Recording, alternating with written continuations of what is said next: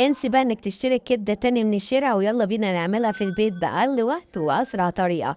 ولو أول مرة تسمعيني ما تنسيش تشتركي في القناة وتفعلي الجرس وتعملي اللايك الجميل بتاعك.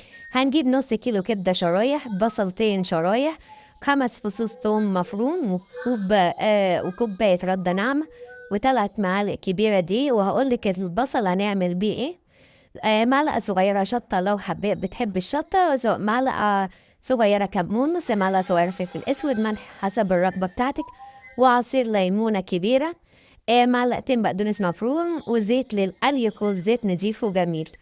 هنعمل هنتبل الكبدة بعصير الليمون والثوم والكمون والفلفل الأسود والملح والشطة والبقدونس. ويفضل اوعي تغسلي الكبدة. هنسيب الكبدة في التتبيلة نص ساعة لحد ما تشرب التتبيلة بتاعتها.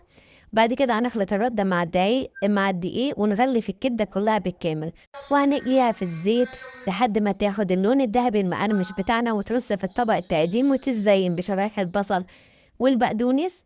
وتتقدم بقى مع طحينة، مخلل، سلطة، عيش، وشرايح ليمون. واللمسة اللي هتفرق معاكي بقى رشة توم باودر مع الردة ورشة باربيكيا بسيطة قبل التغليف، هتدي لون ذهبي وطعم تحفة، يخلي كبدة مقرمشة جدا ومليانة نكهة، وبألف هنا وشفا.